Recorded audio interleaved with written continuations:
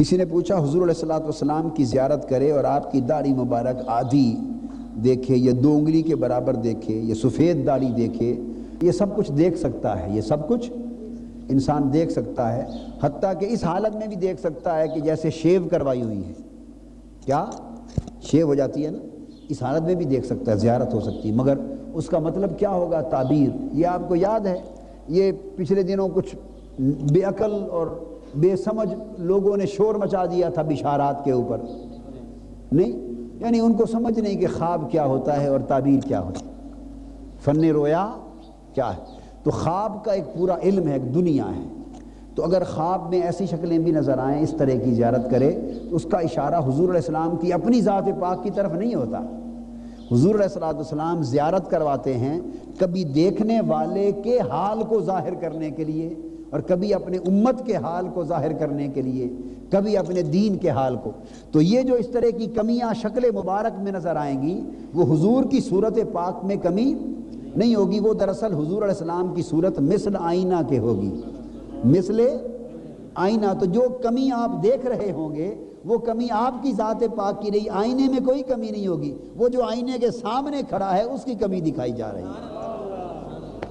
تو کبھی دین میں جو نقص آ گیا، کمزوری آ گئی امت میں، کبھی امت میں خرابیاں آ گئیں، کبھی دیکھنے والے کے عمل میں کوئی سنت کے عمل پر کمی ہے، عبادت میں، تو یہ چیزیں دکھائی جاتی ہیں۔ اور حضور علیہ السلام کا چہرہ اقدس میں جو انسان دیکھتا ہے وہ تو ایک آئینے کی مانند اس میں حالات دکھائے جا رہے ہوتے ہیں، ایسا ہو سکتا ہے۔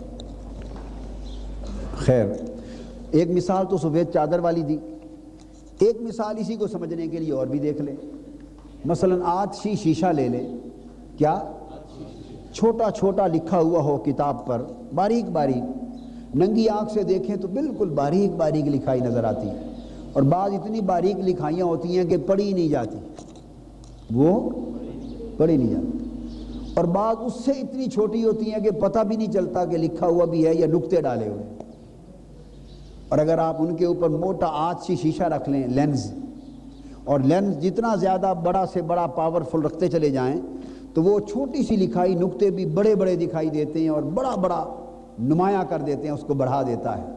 بس آپ یوں سمجھیں کہ نفس ملہمہ پر جب انسان پہنچتا ہے اور اس کے بعد آگے نفس مطمئنہ پر، راضیہ مرضیہ کاملہ پر جوں جوں، تو چادر اس کی صاف سے صاف تر، شفاف سے شفاف تر ہو جاتی ہے، تو ہلکا سا چھینٹا بھی بڑا اس کے لیے روحانی طور پہ دکھائی دیتا ہے اسے اپنے اندر، اور آتشی شیشے کی مانند ہو جاتا ہے۔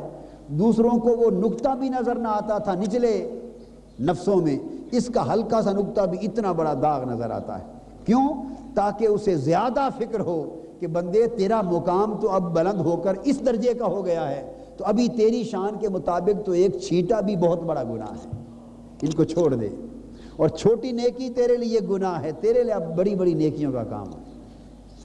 یہ جو ساری چیزیں سمجھائی ہیں، اس میں ان 2 مثالوں سے آپ کو پوری بات سمجھ میں آ گئی یا نہیں آ گئی؟ یہ ملہمہ ہے۔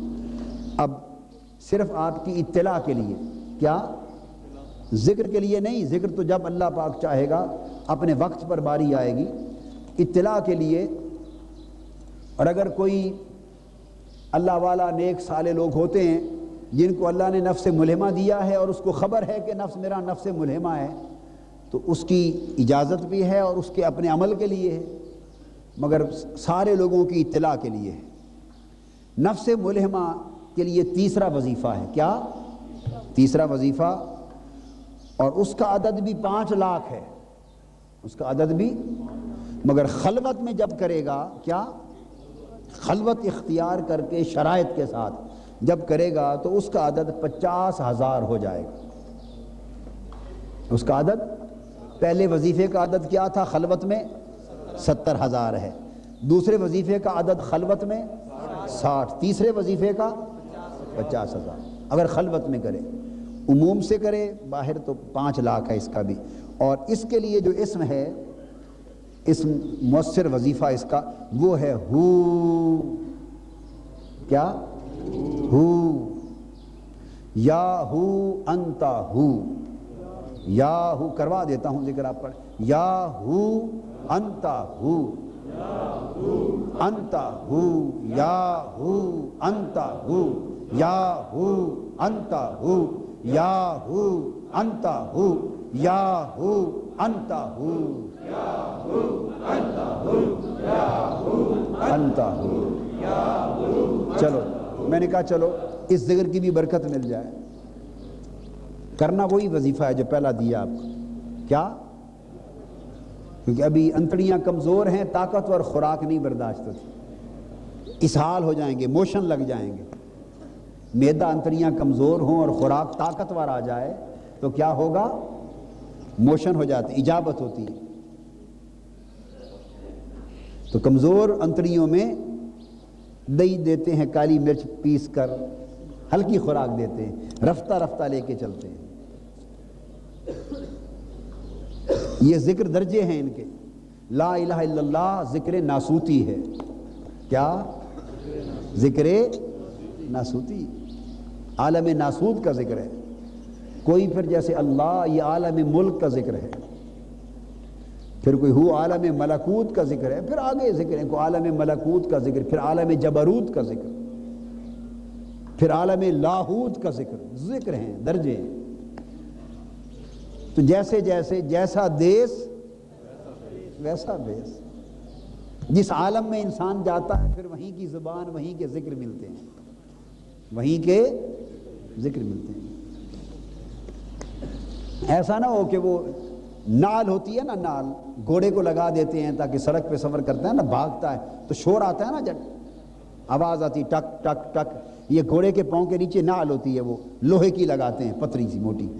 وہ ایک آدمی لوہار گھوڑے کو نال لگا رہا تھا، گھوڑے کو، اس کے پاس سے مینڈک گزری، مینڈک صاحبہ پاس سے گزری. اس سے پوچھا بابا کیا کر رہے ہو؟ اس نے کہا گھوڑے کو نال لگا رہا ہوں. کیوں لگا رہے ہو؟ اس نے کہا یہ جب چلتا ہے سڑک پر تو اس سے پھر ٹک ٹک کی آواز آتی ہے، چونکہ لمبا سفر کرنا ہوتا ہے تو پاؤں بھی اس کے محفوظ رہتے ہیں. اس نے کہا بڑی بات ہے، مجھے بھی لگاؤ. اس نے کہا بی بی، مینڈک بی بی، یہ تیرے پاؤں کے بس کی بات نہیں ہے نال، یہ گھوڑے کا کام ہے، یہ گھوڑے کا کام ہے، تیرا کام نہیں نال لگوانا. میں نے بھی ضرور لگوانا ہے، ضرور لگوانا. اس نے کہا اچھا بھائی ایک میں لگوا لے، ایک بچا لے. اس نے جو نال لگائی وہ پھٹ گئی، ساری مینڈک بی بی پھٹ گئی. ساری بات سمجھ میں آ گئی مثال سے؟ یہ کام ہم لوگ کرتے ہیں، نہ آگے دیکھتے ہیں نہ پیچھے دیکھتے ہیں، نہ اپنی طاقت دیکھتے ہیں، نہ ظرف دیکھتے ہیں، نہ حال دیکھتے ہیں، نہ مقام دیکھتے ہیں. ترتیب سے چلتے ہیں. کیا؟ ترتیب سے چلتے ہیں. یہ میری مثالیں من گھڑت ہوتی ہیں، سادہ سادہ موٹی موٹی، کتابوں میں نہیں ملتی یہ مثالیں. کیا؟ کتابوں میں اچھے لوگ ہوتے ہیں لکھنے والے، اچھی مثالیں دیتے ہیں، تو ہم ماڑے لوگ ہیں، بس ماڑی سی مثالیں دیتے ہیں اپنے حساب کے مطابق، لیکن بات تو سمجھ میں آ جاتی.